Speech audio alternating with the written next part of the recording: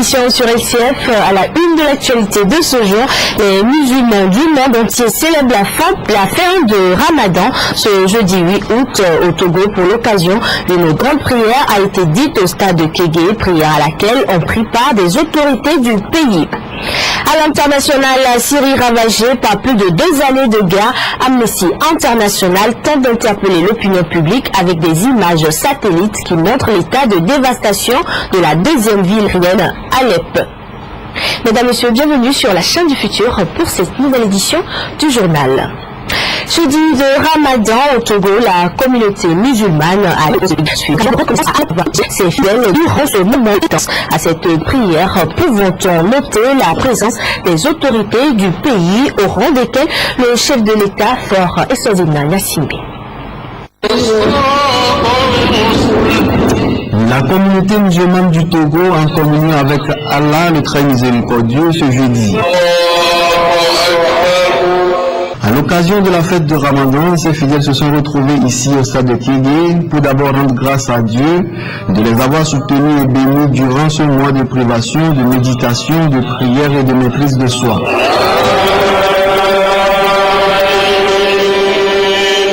La grande prière de Ramadan a ensuite été l'occasion pour le monde musulman d'implorer la bénédiction, l'onction et la protection d'Allah sur le Togo et la population togolaise. Une prière qui a fait suite à un clin d'œil fait aux autorités togolaises présentes pour la circonstance, au président de la République, au gouvernement et aux autres institutions de la République. Les disciples de Mahomet ont souhaité persévérance et sérénité pour la poursuite de l'œuvre de gouvernance. Ce fut aussi l'occasion d'élucider un tant soit peu le bien fondé de ce 4e pilier de l'islam. Le jeûne des musulmans est le 4e pilier de l'islam. Il constitue une recommandation et une obligation divine. Il est donc obligatoire pour tout musulman primaire, doué de raison et capable de jeûner. On ordonne à l'enfant de jeûner pour qu'il s'en habitue. Excellence, nous nous retrouvons ce jour sous le signe des saintes paroles du livre saint qui déclare وَاعْتَصِمُوا بِحَبْلِ اللَّهِ جَمِيعًا وَلَا تَفَرَّقُوا وَاذْكُرُوا نِعْمَةَ اللَّهِ عَلَيْكُمْ إِذْ كُنتُمْ أَعْدَاءً فَأَلَّفَ بَيْنَ قُلُوبِكُمْ فَأَصْبَحْتُمْ بِنِعْمَتِهِ إِخْوَانًا. Et cramponnez-vous tous ensemble au lien d'Allah et ne soyez pas divisés. Et rappelez-vous le bienfait d'Allah sur vous. Lorsque vous étiez ennemis, c'est lui qui réconcilia vos cœurs. Puis, par son bienfait, vous êtes devenus frères. Allah, Sourate 3, verset 103. Ainsi donc, c'est donc le mois du jeûne de Ramadan que se tissent davantage les liens de solidarité et qu'il est recommandé de se pardonner, de se consacrer aux œuvres pieuses en évitant les endroits où se disent des propos immondes. La charité des plus nantis doit se manifester davantage envers les plus démunis. Seul quoi que ce jeudi de Ramadan, l'accès est un tout petit peu difficile au lieu de prière à certains fidèles compte tenu des dispositifs sécuritaires mis en place. Nonobstant tout, la fête a lieu. Elle a lieu désormais dans les ménages. Ainsi donc, l'Aïd El-Fitr, ou la fête de la rupture des musulmans, est célébrée en ce jour. Les fidèles musulmans de la mosquée Assouma d'Idogomé ont également prié ce jeudi pour implorer la miséricorde de Allah le Tout-Puissant, mais aussi pour le Togo. Ugatipo. C'est une tradition à la grande mosquée Fatima Dioussen, appelée désormais mosquée Assouma à Didogomé. La prière de l'Aïd El-Fitr dans cette mosquée a été particulière ce jeudi matin. Après 15 jours de jeûne, de privation et d'abstinence, les fidèles au rang desquels le président de la Cour constitutionnelle ont prié pour implorer la miséricorde de Allah. Le sermon de l'imam est axé sur la charité envers les parents, le message de paix et la récompense à travers la grâce de Dieu. Le premier point concerne le bienfait ou la charité ou le respect des parents. Le deuxième point a porté sur le message de paix, puisque notre Dieu est un Dieu de paix à salam et notre religion, l'islam, est également une religion de paix à l'islam. Le troisième point a concerné la récompense. Le livre Saint-Coran prescrit le jeûne qui est le 4e pilier de l'islam. À travers cette prière du premier jour du mois de Shawwal, Les fidèles sont fiers d'avoir accompli leur part et attendent la récompense, une manière de fortifier leur foi dans la religion. L'objectif du jeûne de Ramadan, c'est d'abord de pardonner, d'amener les gens à apprendre ce qu'on appelle l'abstinence, aimer les autres par les actes que nous posons, c'est-à-dire la charité que nous faisons envers les autres, fortifier notre foi. Donc ce mois vient comme un stage ou encore une formation pour essayer de réactiver notre adoration que nous vouons à Dieu. C'est avec assurance que le jeûne et la privation effectuée pendant 29 et 30 jours vont produire leurs fruits avec le pardon des péchés que les fidèles ont achevé leur prière de l'Aïd el-Fitr. Le Ramadan, c'est beaucoup de prières, mais aussi une fête marquée par des réjouissances populaires et comme à l'accoutumée, beaucoup de fidèles musulmans se sont retrouvés à la plage de Lomé où ils ont célébré l'Aïd el-Fitr. Suivez plutôt. Grande foule à la plage face au Talibi ce jour de Ramadan. Beaucoup de fidèles musulmans sont venus étancher leur soif face à la mer après un mois de jeûne et de privation. Une occasion de rendre grâce à Allah et partager leur repas en famille. Pour cette jeune fille, la plage est l'endroit idéal pour les réjouissances du Ramadan. Je ne peux que remercier Allah de nous avoir conduits à ce jour. D'aucuns à ce jour ne sont pas bien portants ou sont loin d'Allah. On ne peut donc que remercier le Seigneur pour ce jour. Pour les musulmans, toute créature de Dieu est belle. La mer également est une merveille de Dieu. C'est l'une des raisons pour laquelle Chédré a choisi d'amener sa famille pour exprimer sa gratitude à Allah et le magnifier. On a beaucoup remercié Dieu parce que le fait de se réveiller et d'être en bon état, c'est déjà une grande chose. On a choisi la plage parce que vous savez que la mer c'est une création de Dieu, donc on est venu pour apprécier et admirer aussi Dieu. La fête de Ramadan clôture ainsi le mois de jeûne. Pour les fidèles musulmans, une nouvelle année commence. À l'international, une nouvelle flambée de violence redoutée par les pays du monde arabe et l'Occident. En Égypte, l'armée pourrait intervenir contre les manifestants pro-Morsi dès la fin de l'Aïd. Depuis plus d'un mois, les partisans de Mohamed Morsi se retrouvent tous les jours pour demander son retour. Le président par intérim, Adli Mansour, appelle la population à la réconciliation. À l'aube où le président intérimaire égyptien, le premier ministre, chef des armées, réunis pour la prière. Premier jour de célébration marquant la fin du Ramadan, mais l'Aïd el-Fitr risque fort d'être assombri par les divisions qui minent l'Égypte tout entière, mais aussi et surtout par les menaces des autorités.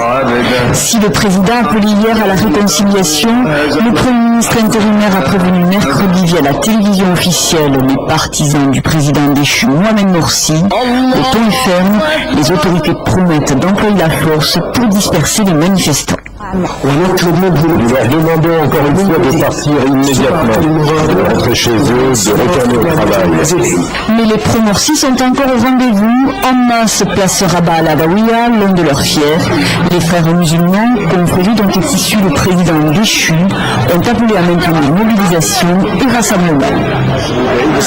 C'est un Aïd symbole de la bataille que nous entamons pour la 6e semaine sur la place publique, dans la chaleur, la faim et la soif, afin de rétablir notre dignité, la démocratie et mettre fin à ce sanglant coup d'État militaire. Notre message à nous, c'est que le peuple égyptien restera dans toutes les places publiques égyptiennes jusqu'à ce que le président élu, Mohamed Morsi, revienne au pouvoir. L'intervention de l'armée fait craindre un nouveau bain de sang. Les affrontements entre pro et anti-Morsi ont déjà tué plus de 250 personnes en plus d'un mois depuis la destitution par l'armée de l'ex-président Morsi. Une crise meurtrière qui préoccupe la communauté internationale. Après l'échec d'une énième tentative de médiation, les États-Unis ont lancé hier un appel au compromis. Un rapport cliché choc pour marquer les esprits sur les images satellites. On peut voir la ville d'Alep avant et après les bombardements de l'armée syrienne. Des images publiées par Amnesty International et qui montrent l'image d'une ville dévastée et ravagée par les combats. La guerre du ciel ou comment ces images satellites sont pour Amnesty International une nouvelle preuve accablante du calvaire subi par les habitants de la deuxième ville du pays. Une série de clichés avant, après, pris à intervalles réguliers pendant plus d'un an. Ici, la mosquée des Omeyyades, classé au patrimoine mondial de l'UNESCO. Son minaret était tombé en avril dernier. À l'époque, ce groupe rebelle venait constater l'ampleur des dégâts. Mais Alep, c'est aujourd'hui une ville dont des quartiers entiers ont été détruits. La moitié de ses habitants ont fui leur domicile, pris en étau entre les raids aériens aveugles menés par l'armée syrienne et les exactions que commettent des groupes armés d'opposition. Sur cette image satellite, en rouge, la multiplication des barrages routiers autour et dans la ville installés par les deux camps. Leur nombre est passé de 400 à plus de 1000 en seulement 10 mois. La ville serait à moitié contrôlée par les insurgés en dépit des offensives menées de part et d'autre. Le rapport de force semble se maintenir. En attendant, Amnesty International lance un nouvel appel en direction de la Cour pénale internationale pour qu'elle se saisisse enfin du dossier syrien. Toujours en Syrie, cette nouvelle opération de communication, le président syrien a été filmé en train de prier à la mosquée pour la fin de Ramadan, une image destinée à contredire les informations de la chaîne Al-Arabiya. Selon la chaîne de télévision, le convoi du président Bachar Assad aurait été attaqué dans le quartier UP du centre de Damas où il réside. Le pouvoir dément toute attaque. Tout sourire et costume impeccable, comme si de rien n'était. Pourtant, quelques minutes auparavant, des tirs d'obus auraient visé le convoi de Bachar el-Assad. En route vers la mosquée pour fêter la fin du jeûne du Ramadan, le président syrien aurait été la cible d'une attaque des rebelles à Damas, dans le quartier UP de Malki, où se situent ses appartements et son bureau. C'est la première fois que les rebelles annoncent une attaque directe contre Bachar el-Assad.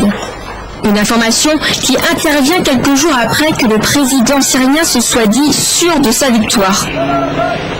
Dans cette guerre de communication, le ministre des Médias a réagi immédiatement après la supposée attaque de ce matin.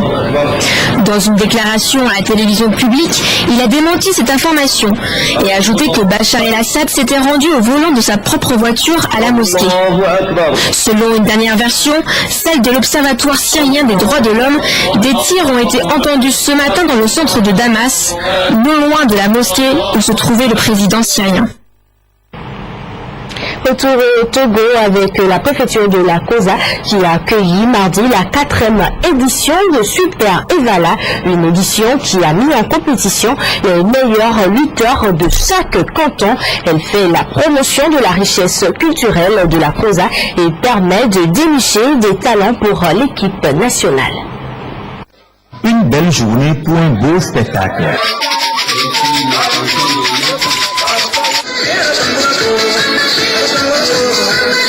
Le championnat Super Evala sur le terrain de Chaminade. Après la lutte traditionnelle dans les différents cantons de la préfecture de la COSA, les meilleurs de chaque canton ont offert au public présent un spectacle inédit, preuve de la richesse culturelle en pays cadre.